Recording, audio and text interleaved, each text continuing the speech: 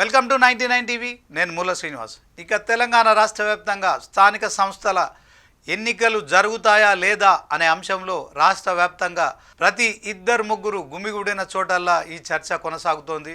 So ఓవరాల్గా ఉమ్మడి 10 జిల్లాలకు సంబంధించిన అంశంలో మరి హైదరాబాద్, రంగారెడ్డి మినహాయిస్తే 8 జిల్లాలకు ఆదిలాబాద్ నుంచి మొదలుకుంటే ఇక మరి మెదక్ వరకు కావచ్చు, అటు ఖమ్మం వరకు కావచ్చు, మొత్తం 8 జిల్లాల్లో ఎన్నికల కోడ్ అయితే కూసింది. సో ఎన్నికల సంఘం ఎన్నికల షెడ్యూల్ ప్రకటించిన తర్వాత మరి తక్షణమే కోడ్ అమల్లోకి వస్తుందని చెప్పిన నేపథ్యంలో తెలంగాణ రాష్ట్ర వ్యాప్తంగా మరి దసరా పండుగను మించి ఎన్నికల పండుగ అయితే జరుగుతుంది అనుకోవచ్చు. సో మొత్తానికి ఈ అంశంలో మల్కాజ్గిరి ఎంపీ అలాగే మాజీ మంత్రి ఇంకా ఆయన ఒక ప్రకటన అయితే చేశారు. దాంట్లో ఈ ఎన్నికలు జరగవు, సో కోర్టు తీర్పు ఉంది కనుక సో ప్రభుత్వం విడుదల చేసిన ఎన్నికల షెడ్యూలు ప్రకారం ఎన్నికలు జరగవని ఆయన తేటతెల్లం చేశారు. ఇదే క్రమంలో సో అందరూ కూడా తొందరపడి దసరాకు ముందు ఈ ఎన్నికల షెడ్యూల్ విడుదలైంది కనుక ఎన్నికలు జరుగుతాయో లేదో అనవసరంగా మీరు ఖర్చులు పెట్టుకోవద్దు. సో పండగ సమయాల్లో మరి అంతా ఊర్లలో పండగ వాతావరణం ఉంటుంది కనుక ఈ ఎన్నికలకు సంబంధించిన అంశంలో మీరెవరు కూడా వృధా ఖర్చులు పెట్టుకోవద్దు. సో కోర్టు తీర్పు తర్వాత ఈ ఎన్నికల అంశం తేలుతుంది కనుక సో అందరికి కూడా మరి ఆయన ఒక మెసేజ్ ఇచ్చారు. ఆ మెసేజ్తో మరి దసరా పండుగ కొంత నీరసంగా కనిపించిందని స్పష్టమవుతోంది. తెలంగాణలో దసరా పండుగ ఎంత జోరుగా హుషారుగా నడుస్తుందో మన అందరికీ తెలిసిందే. సో ఓవరాల్గా అలాంటి దసరా పండుగలో కూడా ఈటెల రాజేందర్ ఇచ్చిన మరి ఏదైతే సందేశం ఉందో ఆ వాయిస్ ఏదైతే ఉందో సో మొత్తానికి అందరూ నిజంగా ఒక సస్పెన్స్ అయితే కొనసాగుతున్న నేపథ్యంలో దసరా పండుగను కూడా పూర్తిగా ఎంజాయ్ చేయలేకపోయారు. దీనికి ముఖ్యంగా ఈటెల రాజేందర్ ఏమన్నారు ఒకసారి ఆ బయట కూడా చూద్దాం. ఆ బయట తర్వాత అసలు ఆయన మాట్లాడిన మాటల్లో మరి నిజంగా నిజముందా లేకుంటే కేవలం మరి ఇదంతా ప్రభుత్వంపై మరొకసారి కూడా ఆయన ఆరోపణలు చేశారా అనేది కూడా విందాం. రేవంత్ రెడ్డి గారి ప్రభుత్వం మేము డెడికేషన్ కమిషన్ వేసినాం, కులగణన చేసినాం, బీసీల రాజకీయ వెనుకబడతనంపై ఎంపెరికల్ డాటా సేకరించినాం. కాబట్టి రిజర్వేషన్లు పెంచితే న్యాయస్థానం తప్పు పట్టామనేటువంటి భావంతో పెట్టిండ్రు. సంతోషం, మేము దానికి ఏం వ్యతిరేకం లేదు. కానీ స్వయంగా ఈ రాష్ట్రంలో ఉన్న బీసీ మంత్రులు ముగ్గురు, పొన్నం ప్రభాకర్ గారు, వారి సహచర మంత్రులు ఎవరు కూడా కోర్టుకు వెళ్ళకండి, సహకరించమనేటువంటి అప్పీల్ చేస్తున్నారు. నేను ఒకటే అంటున్నా, మీరు అన్ని సవ్యంగా చేసిన తర్వాత కోర్టుకు వెళ్తే వచ్చే నష్టమైంది. మీరే అంటున్నారు ఎంపెరికల్ డాటాని సేకరించినామంటున్నారు, డెడికేటెడ్ కమిషన్ వేసినామంటున్నారు, 2 సభలలో కౌన్సిల్లో కానీ అసెంబ్లీలో కానీ యునానిమస్ తీర్మానం చేసామంటున్నారు. ఇంత చేసి మీరు జీవో ఇచ్చిన తర్వాత ఎందుకు మీరు కోర్టుకు వెళ్ళొద్దని చెప్పి అంటున్నారు? దాన్ని బట్టి అర్థమవుతుంది కోర్టుకు ఎవరు వెళ్ళినా కోర్టులో ఇది నిలవదనేటువంటి భయం మీరే వ్యక్తం చేస్తున్నప్పుడు ఎట్లా మీరు షెడ్యూల్ ప్రకటించారు? ఎవరిని మోసం చేస్తామని చెప్పి ప్రకటించారు? ఎన్నికల సమయంలో డబ్బులు ఖర్చు పెట్టడం కామన్ అవుతుంది. మా బాధలు ఏంటంటే మీరు షెడ్యూల్ ప్రకటించి గ్రామీణ ప్రాంతాలలో ఎక్కడికక్కడ నేను వార్డు మెంబర్కి పోటీ చేయాలి, నేను సర్పంచ్కి పోటీ చేయాలి, నేను ఎంపీటీకి పోటీ చేయాలని చెప్పి అనుకుంటోళ్ళు ఏం లేదా అని చెప్పి ఇప్పుడే కూర్చోబెట్టి దావతులు ఇచ్చే పరిస్థితికి వస్తే డబ్బులన్నీ ఖర్చు పెట్టిన తర్వాత ఇవాళ అసలే దసరా పండుగ, అసలే బతుకమ్మ పండుగ, నిన్న మీరు షెడ్యూల్ ఇచ్చిండ్రు, నిన్న నుంచెల్లే ఉత్సాహం మొదలైంది. ఒకవేళ వీళ్ళు కనుక డబ్బులన్నీ ఖర్చు పెట్టుకుంటే దీని బాధ్యులు ఎవరు? మీరు బాధ్యులు ఎవరు చెప్పండి. అందువల్ల దయచేసి మీరు ప్రభుత్వ పరంగా చెప్పాల్సింది ఏంటంటే, మీరే ప్రెస్ మీట్ పెట్టి మీకు 8వ తారీఖు వరకు కోర్టులో ఆర్గ్యుమెంట్స్ ఉన్నాయి కాబట్టి కోర్టు డిసిషన్ వెలువరించిన తర్వాత ఎలక్షన్ నోటిఫికేషన్ ఇచ్చిన తర్వాతనే మీరు ఎన్నికల సమాయత్తం కమ్మని చెప్పాలి తప్ప మీరు ఆధారాబాధగా ఇట్లు ఇచ్చి వాళ్ళు అనుకుంటున్నారు పాపం ఎన్నికల షెడ్యూల్ అంటేనే ఎన్నికలు డిక్లేర్ అయిపోయినాయి అని అంటున్నారు. ఇవాళ మొత్తం రిజర్వేషన్లు ఇదొచ్చింది అదొచ్చింది అని చెప్పి ఆతృత పడుతున్నారు. కాబట్టి ప్రభుత్వం ఇంత పెద్ద గంభీరమైన విషయాన్ని బీహార్ ఏం జరిగిందో చూసిన తర్వాత, మహారాష్ట్రలో కూడా ఏం జరిగిందో చూసిన తర్వాత తెలంగాణ ప్రజానికాన్ని వంచకూడదని చెప్పి మనవి చేస్తున్నాం. సో చూశారు కదా ఈటల రాజేందర్ గారు ఏం మాట్లాడారో. సో తొందరపడకండి, అనవసరంగా ఖర్చులు చేయొద్దు. సో తెలంగాణ రాష్ట్ర వ్యాప్తంగా మరి ఎన్నికల షెడ్యూల్ విడుదలైనప్పటికీ కూడా నోటిఫికేషన్ వస్తుందా రాదా, లేకుంటే ఒకవేళ ఎన్నికలు జరిగినప్పటికీ కూడా మహారాష్ట్రలో ఏ విధంగా అయితే మరి ఈ యొక్క ఎన్నికల ప్రక్రియకు సంబంధించిన అంశంలో మరి కొట్టివేత గురి అవ్వడం కావచ్చు, ఎన్నికలు జరిగిన తర్వాత కూడా మరి అలాంటి అంశాలు ఉంటాయి కనుక మరి అందరూ కూడా ఎన్నికల నోటిఫికేషన్ వచ్చే వరకు వెయిట్ చేయాల్సిందే. కోర్టు తీర్పు ఈ నెల 8వ తేదీన ఉంది కనుక హైకోర్టు ఎలాంటి తీర్పు ఇస్తుందనేది కూడా ఒక సస్పెన్స్ కొనసాగుతున్న నేపథ్యంలో ప్రజాప్రతినిధులారా మీరు ఖచ్చితంగా ఆవేశపడాల్సిన పని లేదు. సో దీంట్లో మరి ఇప్పుడే ఎన్నికల పండగ వచ్చినట్టు మీరు సంబరాలు చేయకండి. సో దావతులు అని కానీ తర్వాత డబ్బు ఖర్చు పెట్టుకోవడం కరెక్ట్ కాదు. సో దీంట్లో కోర్టు తీర్పు వచ్చిన తర్వాతనే మీరు ఒక క్లారిటీ వస్తుంది కనుక అప్పుడు మాత్రమే మీరు ఒక నిర్ణయం తీసుకోవాలని చెప్పడం కావచ్చు.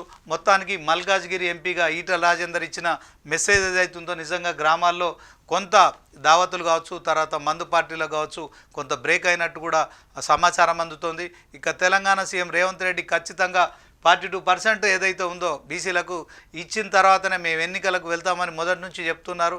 అదే క్రమంలో 9 జీవో కూడా విడుదల చేశారు. ఈ 9 జీవోను మరి కోర్టు ఖచ్చితంగా స్టే ఇస్తూ కూడా మరి 8వ తేదీన తుది తీర్పు వెలువరుస్తాము, అక్టోబర్ 8 వరకు మీరు ఆగాల్సిందే. సో దీంట్లో 42% రిజర్వేషన్ల అంశంలో మరి కోర్టు ఇచ్చిన స్టే ఏదైతే ఉందో ఇప్పుడు తెలంగాణలో ఒక చర్చనీయాంశంగా మారింది. సో ఈ స్టే విషయంలో కోర్టు మరి ఎన్నికలకు గ్రీన్ సిగ్నల్ ఇస్తుందా, ఇప్పటికే ప్రభుత్వం ప్రకటించిన రిజర్వేషన్ల ప్రకారం ఎన్నికలు జరుగుతాయా, లేని పక్షంలో ఎలాంటి పరిస్థితులు తలెత్తుతాయా అనే అంశంలో కూడా తెలంగాణ రాష్ట్ర వ్యాప్తంగా చర్చనీయాంశంగా మారి సో ప్రతి 2-3 కాదు ఖచ్చితంగా తెలంగాణ సమాజం అంతా ఇదే అంశంలో చర్చ కొనసాగుతోంది. చాలామంది ఆశావాహులు ఎన్నికలు ఎప్పుడు వస్తాయా, ఎన్నికల్లో పోటీ చేయాలి, తర్వాత ఎంపీటీసీలుగా కావచ్చు, జెడ్పీటీసీలుగా కావచ్చు, వార్డు మెంబర్లుగా కావచ్చు, సర్పంచులుగా ఖచ్చితంగా మరి తమ అదృష్టాన్ని పరీక్షించుకోవాలి. దీనికోసం అవసరం అనుకుంటే ఖచ్చితంగా ఎన్ని డబ్బులు వెచ్చించడానికైనా కూడా సిద్ధమవుతున్న తరుణంలో సో ఇటు బీజేపీ కావచ్చు, బీఆర్ఎస్ కావచ్చు, కాంగ్రెస్ పార్టీ శ్రేణులంతా మరి టికెట్ల కోసం ఇన్ని రోజులుగా కూడా ఆశావాహులంతా ఎదురు చూశారు. అయితే ఇప్పటికే ప్రభుత్వం 42% రిజర్వేషన్ల ప్రకారం మరిక దానికి సంబంధించిన అంశంలో ఒక అడుగు ముందుకేసినప్పటికీ కూడా సో ఈ కోర్టు తీర్పు కనుక అనుకూలంగా వస్తే మాత్రమే ప్రభుత్వం నిర్ణయించిన 42% రిజర్వేషన్ల ప్రకారం టికెట్లు కేటాయించే అవకాశం ఉంటుంది కనుక ఆయా ఎంపీటీసీలు కావచ్చు, జెడ్పీటీసీలు కావచ్చు, సర్పంచ్లు కావచ్చు, వార్డు మెంబర్లు కావచ్చు ఇదివరకే ప్రకటించిన రిజర్వేషన్ల ప్రకారం మాత్రమే ఇక వీలుంటుంది. లేని పక్షంలో కోర్టు కనుక మరొకసారి కూడా ఈ యొక్క ఎన్నికల విషయంలో కనుక మొన్న స్టే ఇచ్చిన విధంగానే సో దీంట్లో 42% బీసీల రిజర్వేషన్లో విషయంలో చట్టబద్ధత విషయంలో మరి ప్రతికూలమైన తీర్పు వస్తే కనుక తెలంగాణలో రిజర్వేషన్లు మారే అవకాశం ఉంటుంది. అదే ప్రకారం ఇక ఏదైతే ఎన్నికల సంఘం ఇచ్చిన షెడ్యూల్ ప్రకారం కూడా ఎన్నికలు జరిపే పరిస్థితి లేదు. సో దీంట్లో రేవంత్ రెడ్డి మాత్రం కేవలం ఒకే ఒక దారి ఉంది. సో ఆయన చంద్రబాబుతో గతంలో టీడీపీలో కలిసి పనిచేశారు కనుక చంద్రబాబు కూడా ఇప్పుడు కేంద్రంలో కీలకమైన పాత్ర పోషిస్తున్నారు కనుక సో బీజేపీతో మరి ఖచ్చితంగా చంద్రబాబు మాత్రమే మాట్లాడగలుగుతాడు. 9th షెడ్యూల్లో మాత్రం చేర్చితేనే దీనికి చట్టబద్ధత వస్తుంది. సో దీంట్లో కేవలం పొలిటికల్గానే కాదు, ఒకవైపు ఎడ్యుకేషన్ కావచ్చు, మరొక వైపు ఎంప్లాయ్మెంట్లో కావచ్చు. సో దీనికి 42% బీసీలకు రిజర్వేషన్లు ఇవ్వాలంటే కేంద్రంలో ఉన్న బీజేపీ ప్రభుత్వం మాత్రమే 9th షెడ్యూల్లో చేర్చే అవకాశం ఉంటుంది కనుక రేవంత్ రెడ్డి ముందున్న కర్తవ్యం కేవలం చంద్రబాబుతో కలిసి మరి నరేంద్ర మోడీ దగ్గరికి వెళ్ళి కేంద్రాన్ని ఒప్పించి 9th షెడ్యూల్లో చేర్చిన తర్వాతనే ఈ బీసీలకు సంబంధించిన 42% రిజర్వేషన్ల విషయంలో చట్టబద్ధత వస్తుంది. సో ఆ దిశగా రేవంత్ రెడ్డి మాత్రం ప్రయత్నాలు మాత్రమే చేయాల్సిందే. ఇప్పటికీ మరి లోక్సభ అంశంలో మరి రాహుల్ గాంధీ కావచ్చు, తర్వాత కాంగ్రెస్ ఎంపీలు కావచ్చు ఎవరు కూడా 42% రిజర్వేషన్ల విషయంలో మరి చర్చ చేయలేదు. సో కాంగ్రెస్ అగ్రనేత రాహుల్ గాంధీ ప్రతి చోట చెప్తున్నారు. సో రాహుల్ జోడో యాత్రలో కావచ్చు మరి ఇతని ఆబాది ఉతని ఇస్సేదారి అని చెప్పిన డైలాగ్ కావచ్చు. సో ఎవరికి ఎంతో వారికి అంతా అని చెప్తున్న దాంట్లో మరి 61% పైగా తెలంగాణలో బీసీలు ఉన్నారు.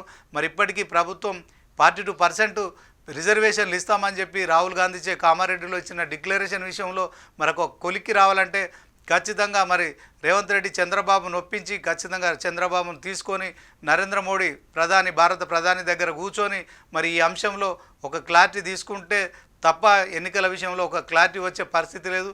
సో దీంట్లో మరి తెలంగాణ సీఎం రేవంత్ రెడ్డి కోర్టులో ఇప్పుడు బీసీ బంతి ఉంది. సో 42% విషయంలో మరి రేవంత్ రెడ్డి పూనుకుంటే తప్ప ఇది 9th షెడ్యూల్లో చేర్చే అవకాశం కూడా లేదు. సో దానికి సంబంధించి మరి కేంద్ర ప్రభుత్వంలో భాగస్వామిగా ఉన్న చంద్రబాబు ఖచ్చితంగా నరేంద్ర మోడీని మాత్రమే ఒప్పించగలరు. ఇదే విషయంలో తమిళనాడులో గతంలో పివి నరసింహారావును మరి అప్పుడున్న ముఖ్యమంత్రి జయలలిత గారు ఒప్పించారు.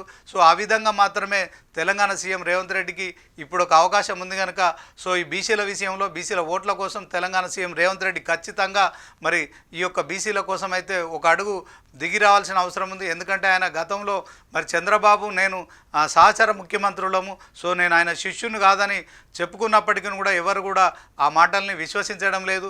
అయితే దీంట్లో ఆయన సహచర ముఖ్యమంత్రి అయినా ఆయనకు గురువు అయినా మొత్తానికైతే చంద్రబాబు సీనియర్ ఏజ్లో కావచ్చు, తర్వాత మరి ముఖ్యమంత్రిగా కావచ్చు, మరి దీంట్లో చంద్రబాబు విషయంలో ఖచ్చితంగా తెలంగాణ సీఎం రేవంత్ రెడ్డి కనుక ఆయనతో కలిసి నరేంద్ర మోడీ దగ్గరికి వెళ్తే తప్ప బీసీల 42% విషయంలో ఖచ్చితంగా ఇది చట్టబద్ధంగా మన 9th షెడ్యూల్లో చేర్చడం జరుగుతుంది. సో ఆ దిశగా తెలంగాణ సీఎంకు ఇది ఒకటే మార్గం అని కూడా విశ్లేషకులు చెప్తున్న నేపథ్యంలో తెలంగాణ సీఎం రేవంత్ రెడ్డి మరి రేపు పొద్దున 8వ తేదీన జీవో 9 విడుదల చేశారు కనుక సో ఆ 9 విషయంలో కోర్టు ఎలాంటి నిర్ణయం తీసుకుంటుంది, ఒకవేళ కనుక గోయే హెడ్ అన్న తర్వాత మరి ఎన్నికలు జరుపుతారా లేకుంటే కోర్టు బ్రేక్ వేస్తే మరి ఎలాంటి నిర్ణయం తీసుకుంటారు. సో ఎప్పుడెప్పుడు అని ఎదురు చూస్తున్న స్థానిక సంస్థల ఎన్నికల విషయంలో ముఖ్యంగా కాంగ్రెస్ పార్టీలో చాలామంది ఆశావాహులు ఆశగా ఎదురు చూస్తున్నారు.